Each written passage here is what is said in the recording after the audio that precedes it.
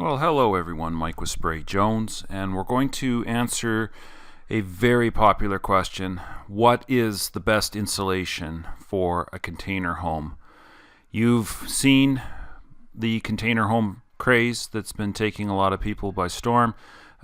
Shipping containers are being repurposed for all sorts of modular type buildings, and they have a very serious issue if you don't solve it right off the bat, which is going to be condensation. So we're going to get into that today. Before we do, as always, thank you to everybody that is subscribing, commenting, getting back to me on the channel. I appreciate it. Without your help, without your feedback, it would be pretty pointless and meaningless to be continuing to do this. So we thank you. It's growing to be quite the interactive family, and I really appreciate it. Now, on to our question. The best insulation for a container home, quite simply, is going to be one that will eliminate condensation. When you have steel, you have a very highly conductive property. You've got metal, which is, I believe, 400% more conductive thermally than wood is. So a big steel box is going to be super hot in the summertime and super cold in the winter, and it's going to want to fluctuate. We've all seen metal buildings that are uninsulated. We've had a farm building, a Quonset, a hangar building that has a metal roof, and it drips, and that's because the steel gets very cold. It retains that temperature, and then as the sun comes out, even in a cold winter's day, the sun comes out, warms the deck up, and then you get this temperature differential at the right humidity level, and all of a sudden it starts to drip and condense, and you've got the proverbial never-ending dripping roof. And that's not going to go away. You have to make that go away. So how are you going to eliminate condensation? And the answer is your insulation is going to have to be adhered to the metal. You have to get rid of airspace. So right away, the whole entire questions of panelized products are out of the question. Now, I know that might not be what some people want to hear, but you really can't buy sheet good products and DIY these buildings for yourself, because you're dealing with corrugated metal, and there's going to be undulations, and your insulation, as I've stated before, has to be in tight contact. It has to be very tight. It has to be bonded, because if there's any kind of a gap, that is where air is going to be able to meet cold and then form condensation behind your insulation. So any one of your seams, things aren't airtight, and since you're already not bonded, this is with a sheet product, you're going to have water getting in the wall, getting in the roof, dripping, causing all sorts of problems. It's going to be a disaster. And then water and air make the perfect breeding ground for mold. Now, mold needs to grow on something organic, so you've only got steel and you've probably got rigid insulation, so there's not really much of a surface to breed, but you're introducing this kind of a problem in behind your walls. We have been insulating metal container buildings for 16 years. And every single one of them is spray foamed, and we'll do them for industrial clients, oil and gas clients, people that want to convert a building and use a container, or just people that want to use a container for storage. So it's no big deal. We've been seeing this for years, and we have no word of a lie here, folks. We have 100% success rate on insulating any kind, high cube, low cube, 20 footer, 40 footer, 53 footer. We have 100% success rate on insulating these buildings. The only time they're going to drip is if we miss something, and that's not a failure of the installation, that's just the installer. So how we go about doing this is quite simple. You get the building ready and prepped to receive your spray foam insulation. You get it cleaned out. If it's dirty, you vacuum it out, you wash it down. Very rarely do these ever need to be primed because they're painted steel, epoxy coated usually inside and out. So they're in a perfect environment already to receive spray foam insulation. You can go ahead and have your foam applied to the full thickness on the inside, roof and walls, and then you can frame them after, and that's a really good way to go.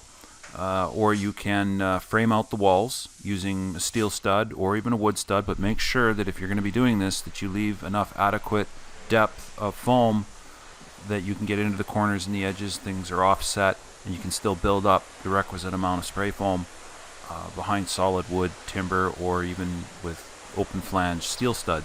So you would set your framing ahead of the wall, and then get your spray foam placed into it. Now, a couple of things to know: if you're using steel stud, you're going to want to make sure that you are bracing the steel and doing it incrementally so that the spray foam insulation doesn't push it around and cause it to get out of square and move, because it's light and tinny and easy to twist and stuff like that, and the heat differential and the rising of the foam can cause it to do that. With wood stud, 2x4, 2x6, whatever, that you're not going to have that problem pushing it out. But what you are going to have is a thermal issue. So you want to make sure that your studs are going to be offset to the corrugation so that you can get more foam behind the wood stud and not less. And after that, you can run your wiring, you can put electrical in, and you can do it before if you really want to. That's fine. Just why put more things in the way of the foam installer than you have to? It's very easy to get really good coverage, and as you've seen in other videos, an inch goes a long way. We're spraying a lot of our containers at 2 inches, and they'll go through any Canadian winter at 2 inches thick. Now, the most tricky part of spraying a container is the floor, because you need to have it propped up on something, or you need to have it flipped over on its side, so there's a coordination, and you need to get your installer underneath there and doing a good job. You also want to make sure it's clean and devoid of dirt and grime and things that would impact adhesion. But those container floors are designed to have forklifts driving in them, so they're very structurally strong. They're usually quite deep, and you have no problem putting the 2, if not 3 inches of foam into them. Normally what we'll see is somebody that is blocking it up on sawhorses or cribbing. Make sure it's very safe. Put down a tarp, and then our installer can get there on their back on a creeper or something like that. Only a couple of times have we been fortunate enough to have somebody with a all-terrain, like a boom lift or a large capacity unit that has flipped the container right over, and then we treat it as a wall and then flip it back. Something that really needs to be noted is that because you're dealing with a metal building, and these are going to be made into a home or modified or what have you, and you're dealing with steel, that you need to do all of your modifications prior to the spray foam installation, because you do not want to be taking a torch, plasma torch, or oxyacetylene and start cutting through the metal and making modifications after the spray foam has been installed. That's a big no-no. You're going to be wanting to use something that's going to be more cold cut, so like a Sawzall blade, or you can use like a Metabo or friction disc cutting blade. They don't get as hot, and the heat is localized. You always want to keep a fire extinguisher nearby, and do that if you are going to have no choice but to make a modification post spray foam installation. But this is a big thing, because I had somebody cut in with a oxyacetylene torch after we had spray foamed something. They set the spray foam on fire. Now the place did not go up like a Roman candle. I've already proven that in the video of watching spray foam burn. But what they did do is they lit the foam on fire and it smoked, and then that smoke went all throughout the inside of the building, and smoke damaged everything that was inside. And this happened to be an electrical switching room for oil and gas industry, so they wrecked $500,000 worth of electrical switching that all had to be switched out at their insurance's cost. So big, huge problem. Could have been avoided if they had not cut into it. So you want to have good adhesion at all times. If you do that, the spray foam is not coming off the metal, not easily. You're going to have to destroy it to get it off.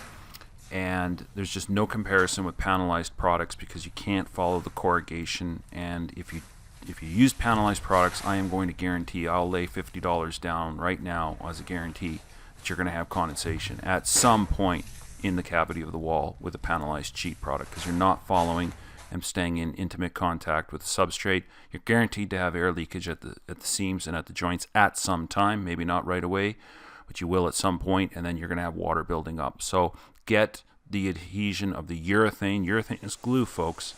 Your windshields are glued in your cars with urethane.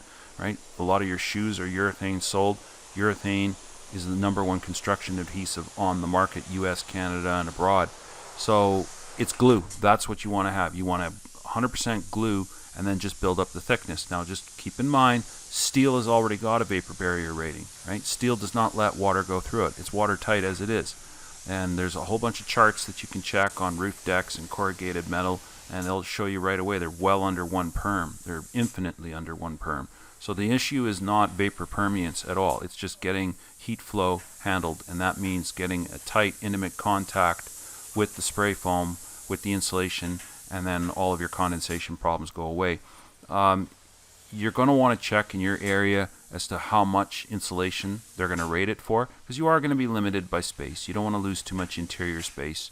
But in most situations, people are going with anywhere from 2 or 3 inches of closed cell for roof and walls and floor.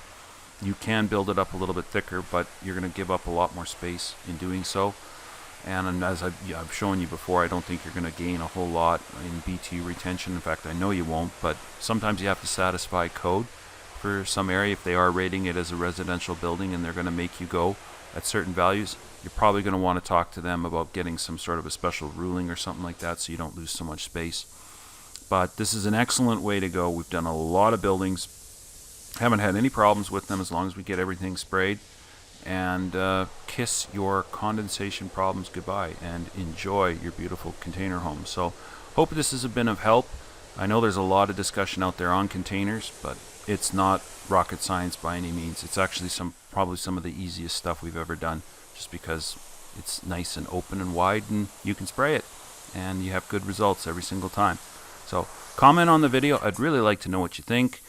Share it with somebody that's thinking about doing this. Remember to hit subscribe if you haven't, and we'll see you on the next one.